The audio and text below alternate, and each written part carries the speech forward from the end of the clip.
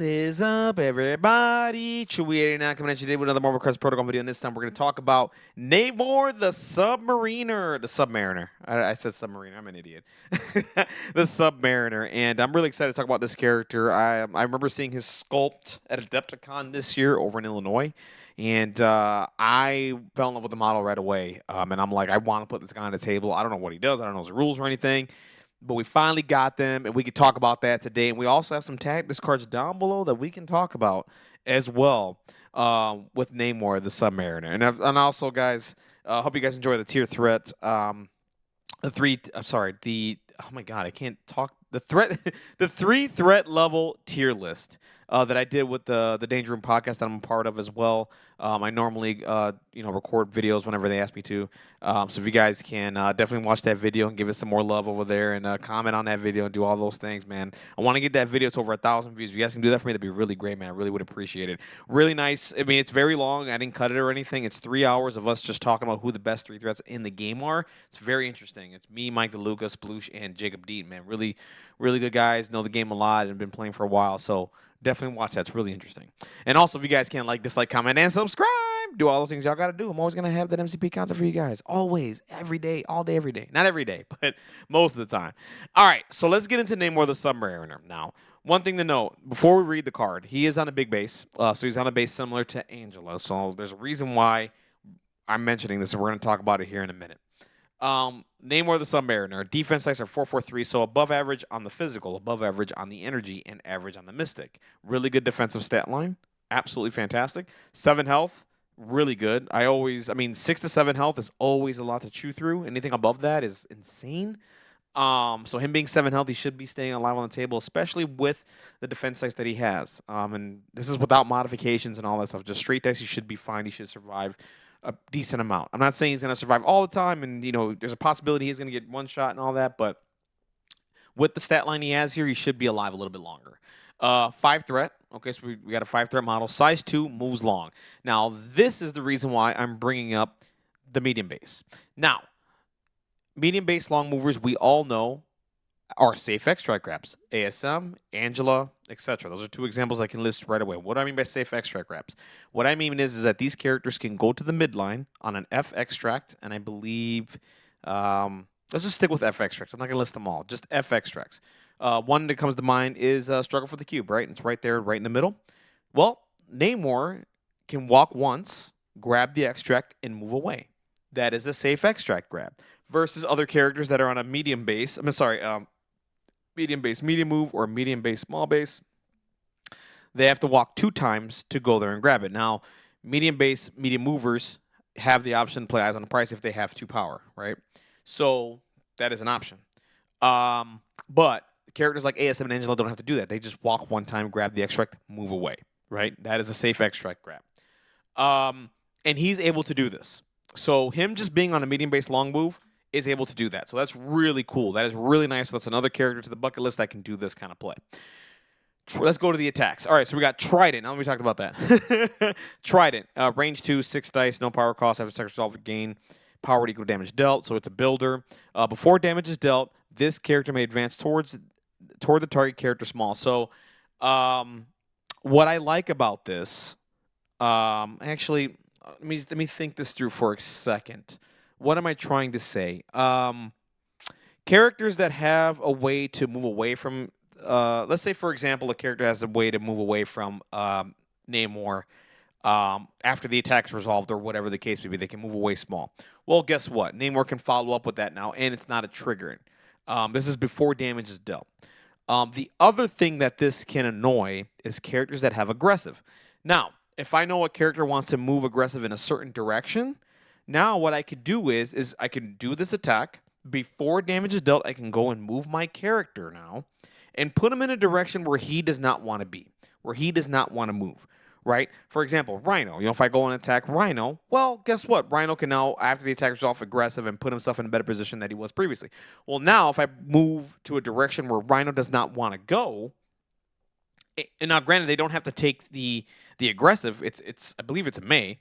They don't take it. If I'm stopping the aggressive, that's a win for me. If I'm putting the character in a spot after the aggressive where I want him to be so I can punish him further, that's a win for me. So That's how good I think this thing is. And I love this a lot. This is really, really good. And there's no requirements. You just do it. Okay, it's before damage is dealt. So keep that in mind. Before you roll your dice, move your character first. So that is really good. I think that's really strong. Range 2, that's really nice. Armies of the Deep. This is a spender, range 2, 7 dice, 3 power cost. Each time this attack is chosen, this character may use one of the following effects. So the minute you choose this attack, you have to choose one of these things here. Let's go through 'em. Swarm of crabs. Before damage is dealt, the target character drops all asset tokens it is holding. Really good, except for the fact that it's only asset tokens. Now, why is that a big deal? If you're playing on senators, this does not work. If you're playing spider infected, this does not work. Anything that is a citizen extract token, this does not work. This only works on assets, and I believe the assets are struggle for the cube, hammers, paranoia, I believe, is another one. So you have a couple of extracts that you can do this on. I wish it was all objective tokens, but hey, it's something. If I can grab a hammer before damage is dealt, like that's pretty. I mean, if I could have them drop the hammer before damage is dealt, that's pretty good. Meaning that I can set up a play where I can start my activation, do the spender, choose Swarm of Crabs. Okay, just choose it. They drop the extract token. I can go do my attack, then pick it up, and then follow this up with either another spender if I have enough power to do so, or I could just do the Triton attack, which is now going to be 7 dice, right? So that's really that for assets. It's really good. I wish this was all, but it's not. It is what it is. Octopus Grasp. Before damage is dealt, other enemy characters within 2 of the target character suffer 1 damage and are pushed away from the target character small. So this is characters that, and this is pretty good too. I think this might be really good on E secures like Gamma, probably Research Station, probably Demons and all that other kind of stuff. Why this is really good? Because well, it's down the middle and a lot of characters are bunched up. So you can go and you can do this and you can go ahead and push characters out. Like this, I can see this being really strong if let's say for example, he was the last activation, you go and you do this attack, and because all these characters are bunched up together, maybe you just push all those other characters out small. And let's just talk about Gamma. Okay, if you can push those characters out small and they've already activated and cannot move, well, if they're outside of range 2 of the Gamma shelter, they go and take 1 damage. So that is pretty damn good. For like an ending act, if this is your last activation, you can guarantee that 1 damage. So you're quite possibly on Gamma doing 2 damage because this auto does 1 damage to those characters. So that's really, really good, and that's a nice option. Honestly, that's really, really interesting. This is a very interesting spender. Wave of Turtles. And also to note, so far going through this, there is no condition. The only condition is you have to do this before each time. I mean, once this attack is chosen, you have to choose one. And there is no wild conditions. There's no hit conditions, crit, nothing. You just get the effect for 3 power cost. So, wow, that's pretty good. After this attack is resolved, this character may immediately interact with any number of objective tokens without spending power. If it does, after all the effects are resolved, this character may advance small.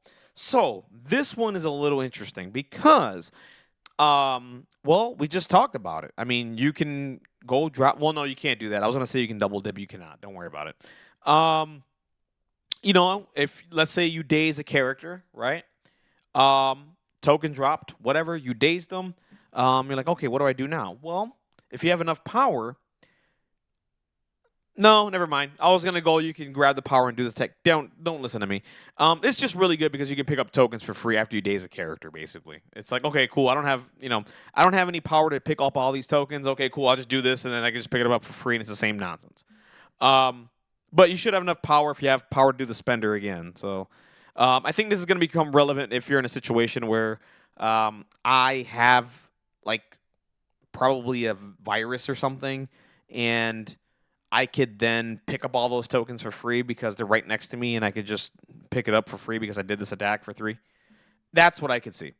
And a situation like that would be really good. And if I'm messing this up, guys in the comment section, please just fix it for me. I'm reading this live, so you know what I mean? I don't have enough, I'm just going off of what I'm reading here and just trying to put a real life scenario on it basically in the game. Imperious Rex. Really good spender, though. This spender is really good. Imperious Rex. After this action, this character immediately makes a move action followed by a charge attack. So basically, this is a charge, 3 power cost charge. If the attack action deals 1 damage at least, the target character gains stagger. So this is similar to Thor. Thor has a charge, and if he does a damage, you gain a stagger token, which is very damn strong, by the way. The problem with Thor is that you can have days where dice just don't do well, and you don't get the stagger. That can happen. But really strong superpower. Stagger is nothing to joke about. It is a really good condition. Stealing an action away from a character is really strong, especially if they have no way to clear the stagger outside of using their action. This is really damn strong. So really good stuff here. I like it. I'm a huge fan of it. It's 3 power costs. It's it's whatever. It's really good. During the power phase, this character gains 1 additional power. Now, this character gains 1 additional power. He's basically like Angela in a way. What I mean by that is Angela gains 2 power because he's an Asgardian. And like we were talking about, the safe extract grab. Well, he can go grab this, grab a token, and then he can go move and interact with a pay to flip. That's a pretty good turn 1. If you can grab the middle and then go and, flip on a trap or something or flip on a mutant madman trap right behind you, that's really good. And you basically freed up other characters to do other things. Maybe they can just save their power and go to another secure, go to another extract, whatever. Really damn good, strong turn. So he's going to have a strong turn 1. Really good stuff. That is really good. Now, this is where this character gets interesting. Damage caused by this character's attacks and effects cannot be reduced or prevented by superpowers or team tactics cards. So let's go through the list, ladies and gentlemen, of what this means. Thanos damage reduction does not happen. Juggernaut's damage reduction does not happen. Any character with damage reduction, they don't get it with this character. Okay? Team tactics cards. Now, if I'm wrong, let me know in the comment section down below. If I'm reading this correctly, I believe this goes through Xavier's Dream because it reduces damage. Exceptional healing because that reduces damage down to 1.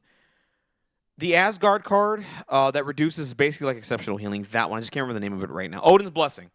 That one. And I believe I'm missing one more. But the whole point is like this is the first character in the game that can go through damage reduction. And it's very interesting.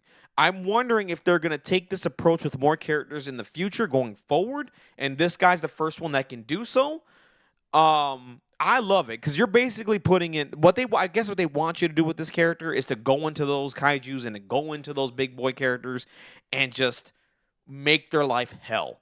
Basically, they want you to put stagger on them. They want you to chew through damage reduction because they don't, they want them to die quicker or whatever with this guy. Like, that's very interesting, and I love this. I love the idea of this, and I hope this works out the way I think it's going to work out on the table. Because me personally, like I'm invested in this character. I already know in July when this character comes out, I'm gonna be making a team with the Invaders because he does have an Invaders tactics card. We're gonna go through that down below in a minute. And I want to experiment with him and just build around him and see what I can do with him. Right now, splashability. There was a lot of discussion about that this morning on the Discord. Do I think this character is gonna get splashed a lot once he releases? Yes, because I think people want to try. They want to experiment with him. They want a safe extract grab, etc. He does those things. And also, if you're playing on a lower threat level, like 15, when they're playing like Thanos and the really murdery stuff, and you really can't do anything about it, well, maybe at 15 he comes in, and maybe he's an option because he can finally. You have a character that can deal with Thanos, right? Now, granted, dice are dice. There's a possibility this character can die really quickly, and then maybe it just doesn't work. But I'm just saying. It's an option, and I think he's going to get splashed a lot because of these reasons. Safe extract grab, and he can just do this stuff. Power economy. He's ridiculous. He generates another extra power. He has 2 power, so really good stuff. All right, charismatic leader. This character and allied characters within 2 may reroll 1 die. So he has Zemo's reroll, which is really good. So now, I remember I was talking about dice and all that stuff. Well, we all know how annoying Zemo is with this reroll. Now, granted, Zemo doesn't have Master Swordsman, which separates him and this character. But we do know adding that defensive reroll or offensive reroll is really damn good. So, really good stuff here from this character. I think he's really damn good. And he has flight, and he can bear the time gem, which time gem is basically like recalibration matrix. I would like to see something. I can mess around with him using a time gem, him being a sixer. Why not? I'll give it a shot and try it and see where it goes. Recal can save lives and can murder people. So, um, really good stuff. Let's go to the injured side here. Anything changes? No, nothing has changed. Everything is about the same. Nothing. He doesn't earn anything. 7 health. I think there's a lot to chew through. And adding reroll is really damn good. I would say the one weakness with this, the only weakness I think right now with this character is, of course, both attacks are range 2, and there are, there's a little, you can do a little bit of counterplay, getting out of range 2 really easily of his attacks. I think of Eye in the Sky, I think of Escort to Safety, I think of Lifesaver, right? I think of things like that that can do that. Do I wish one of these attacks were range 3? Sure, but I like the way he's built. Him just getting in your face, beating your ass. Doing all these cool armies of the deep attacks. He has power generation. Got a little bit of control in there with his spender. I like what he's doing as a character. I think he's different. I think he's unique. And he's going to be up. I personally think he's going to be up there with the 5 threats of making decisions. Right? ASM I think is the king of the 5 threats. My humblest opinion. I think he's at the top. I think he's the best. Is Namor in that category? I don't know. We have to put him on the table and find out. While I'm reading this character, I'm like, I like everything he does. But I think, ASM is right there, and I think Namor is in that like top, 3 to 4, 5 threats, right? In right now, just reading this card. Really good stuff. I like everything that I'm reading on this character. It's absolutely fantastic. So now let's go to the tactics cards that was leaked, that was also mentioned here. So after deployment, so this is the Invaders card, and this is what I'm going to be working on in July. After deployment, Namor or Steve Rogers, Captain America, can play this card. You gain the following ability. I do hate the fact that this is a tactics card that takes up a slot, but we're going to get into this. Allied characters may reroll 1 defense die. So he basically has Web Warriors reroll, okay? Additionally, they can modify and reroll fail results while they're within 2 of another allied character. So instead of having an objective token, you can reroll failures. Well, now you have to be within 2 of other characters, and which is pretty easy to do. It looks like Namor wants to do that anyway because he has Zemo's bubble, reroll bubble. So if you add the Zemo reroll along with this, and you're constantly playing that game and keeping characters within 2 of each other, bodyguards, stuff like that, this is a pretty damn good leadership. I think it's pretty damn strong.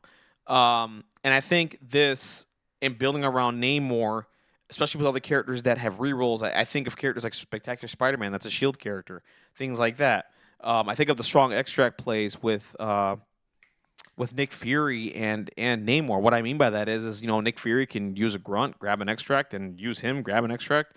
Namor grabs the middle.